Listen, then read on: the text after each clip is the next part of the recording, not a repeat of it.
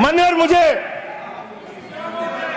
वंदे मातरम आम आदमी पार्टी की रैलियों में, आम आदमी पार्टी की सभाओं में जब भारत माता की जय और वंदे मातरम जोर जोर से लगाए जाते हैं, किसी दिन लगाने का मन हो तो आ जाना हमारी पार्टी के कार्यक्रम में, आपसे ज्यादा तेजी के साथ वहां पर वंदे मातरम लगाएंगे। सदन में भी लगाना चाहते हो लगाओ। तो आप इन नारों के पीछे, ये नारे देशभक्ति के हैं, ये नारे देश की रक्षा के हैं, ये नारे देश को आजादी दिलाने के लिए हैं। ये नारों के पीछे अपने गुनाहों को छिपाने के लिए नारे नहीं है, मैं कहना चाहता हूं माननीय। और आप क्या कर रहे हैं? आप इन नारों के पीछे अपने गुनाहों और अपराध को छिपाना चाहते हैं। वंदे मातरम का मतलब क्या है? वंदे मातरम का मतलब है मातृभूमि की वंदना। मातृभूमि की वंदना। हम मातृभूमि की वंदना करते हैं, तो आप कैसे मातृभूमि की वंदना कर रहे हैं? अरे 1 रुपए में तो एक आम नहीं मिलता। आपने 1 रुपए में अडानी को 1050 एकड़ जमीन और 10 लाख आम और लीची के पेड़ दे दिए। ये मातृभूमि की वंदना, ये आपकी मातृभूमि की वंदना है। आप मातृभूमि को बेचकर मातृभूमि की वंदना कर रहे हैं। ये मातृभूमि की, आज वंदे मातरम पे ही बात करूंगा सर। मातृभूमि की वंदना, मातृभूमि की वंदना हिंदुस्तान के एयरपोर्ट को बेच के नहीं हो सकती। मातृभूमि की वंदना रेल को बेच के नहीं हो सकती, सेल को बेचकर नहीं हो सकती, समुद्री तटों को बेचकर नहीं हो सकती, कोयला और गैस को बेच के नहीं हो सकती, हिंदुस्तान की जमीनों को बेच के नहीं हो सकती। तुम लोग मातृभूमि को बेचने वाले लोग हो, तुम मातृभूमि की वंदना करने वाले लोग नहीं हो। मान्यवर, वंदे मातरम पे ही सुनिए। आज वंदे मातरम के अलावा कुछ बोलूंगा ही नहीं। मातृभूमि की वंदना, इस मातृभूमि की वंदना में जब यहां पे लीडर ऑफ द अपोजिशन बोल रहे थे, मान्यवर, honourable I am not yielding sir, I am not yielding sir, sir I am not yielding sir, I am not yielding sir. जब लीडर ऑफ अपोजिशन बोल रहे थे, ऑथेंटिकेट इट प्लीज देन। जब leader, sir I am not yielding, sir I am not yielding. जब यहां पे leader of opposition बोल रहे थे, नो पॉइंट ऑफ ऑर्डर, खड़गे साहब, उनके मुंह से नो पॉइंट ऑफ ऑर्डर, दलित शब्द निकल गया, दलित शब्द निकल गया। पूरी की पूरी भारतीय जनता पार्टी हाउस में खड़े होकर विरोध करने लगी। दलितों से इतना चिढ़ है आपको? क्या दलित भारत माता के बच्चे नहीं? क्या पिछड़े भारत माता के बच्चे नहीं? क्या आदिवासी भारत माता के बच्चे नहीं? अगर दलितों, पिछड़ों, आदिवासियों की बात होगी तो आप विरोध करेंगे? आज एक बहुत ही वरिष्ठ सांसद जो विपक्ष की तरफ बैठे हैं, वो एक दल के नेता भी हैं। उन्होंने हमसे एक सवाल पूछा। उन्होंने पूछा कि आप कितने सेक्युलर हैं? मैं पूछना चाहती हूं विपक्ष से, खास करके उस नेता से और कांग्रेस पार्टी से, कि धर्मनिरपेक्षता की आड़ में सांप्रदायिक ताकतों के आगे घुटने टेके कांग्रेस पार्टी ने, जिसने 1937 में त्रिदेवी यानी हमारी शक्ति की आवाहन वाले सभी छंदों को बेरहमी से वंदे मातरम से काट दिया, और आप हमसे पूछते हैं कि हम कितने सेक्युलर हैं?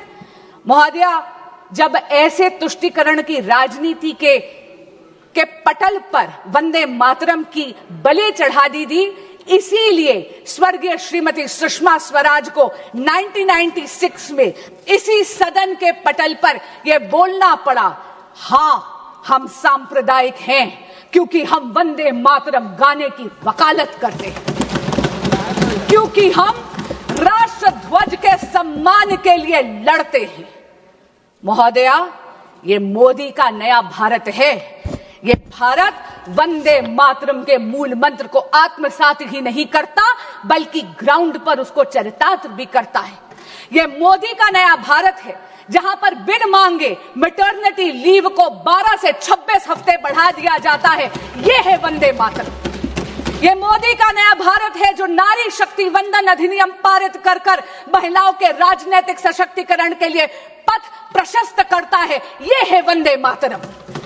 ये मोदी का नया भारत है जो आयुष्मान भारत में विश्व की सबसे बड़ी हेल्थ इंश्योरेंस ही नहीं, हेल्थ अश्योरेंस स्कीम देती है, 5 लाख रुपए का मुफ्त इलाज देती है। वे वंदन कार्ड से हमारे वरिष्ठ नागरिकों का भी ख्याल रखती है। ये है वंदे मातरम। ये मोदी का नया भारत है जो न्यूक्लियर एनर्जी और भारत की स्पेस को एकाधिकार यानी सरकारी एकाधिकार से निकालकर भारतीय की युवा शक्ति उसमें अपना योगदान दे पाए, इसके लिए उसको खोलती है। ये है वंदे मातरम। ये वंदे मातरम की पराकाष्ठा है कि मोदी के नए भारत में भारत की अर्थव्यवस्था 11वें नंबर से वैश्विक पटल पर 4थे नंबर पर आज आ गई। ये मोदी का नया भारत है जहां पर वंदे मातरम चरितार्थ होता है मेरे देश के युवा के लिए, जहां पर भारत की स्टार्टअप इकोनॉमी वैश्विक पटल पर 3rd लार्जेस्ट इकोसिस्टम बन जाता है। लेकिन आज मेरा मन बहुत व्यथित है। मेरा मन बहुत व्यथित है क्योंकि एक बहुत ही माननीय सांसदा ने यह कहा कि वंदे मातरम की बहस हो रही है। महोदय, शायद मेरी तरह वो भी पहली बार की एमपी है। हम दोनों ने इस सदन में मात्र 12 महीने ही गुजारे हैं। आपके माध्यम से मैं उनको कहना चाहूंगी कि ये चर्चा है जो सकारात्मक होती है, ये बहस नहीं है। माननीय सांसदा ने कहा कि आप अतीत में क्यों मंडरा रहे हैं।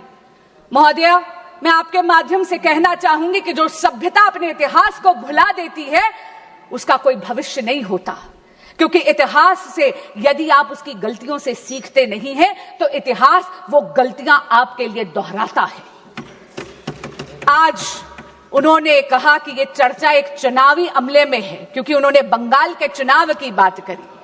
मैं आपके माध्यम से उनको कहना चाहूं कि बंगाल वंदे मातरम की जन्मभूमि है। बंगाल वो पावन धरती है जिसने आजादी का ये मूल मंत्र दिया, ये जय घोष दिया, जिसने स्वदेशी का ये उद्घोष दिया।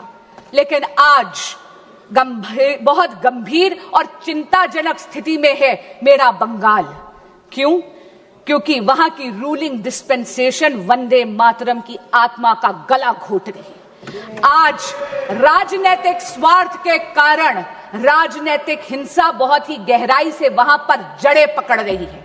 पर आपके माध्यम से महोदया इस सदन को और इस देश को मैं आश्वस्त करना चाहती हूं, भगवा श्री राम का रंग है, भगवा क्रांति का रंग है।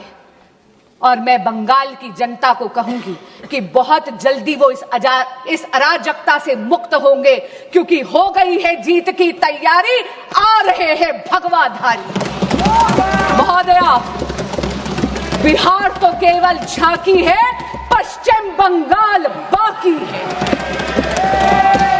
मैं अंत में अपनी वाणी को विराम देने से पहले आदरणीय प्रधानमंत्री श्री नरेंद्र मोदी जी का धन्यवाद भी करती हूं और अभिनंदन भी करती हूं कि उन्होंने वंदे मातरम की 150 साल की वर्षगांठ का 1 वर्ष का स्मरणोत्सव जो बनाया है, इससे उन्होंने भारत के युवा को पुनः अपनी धरोहर से जोड़ दिया है।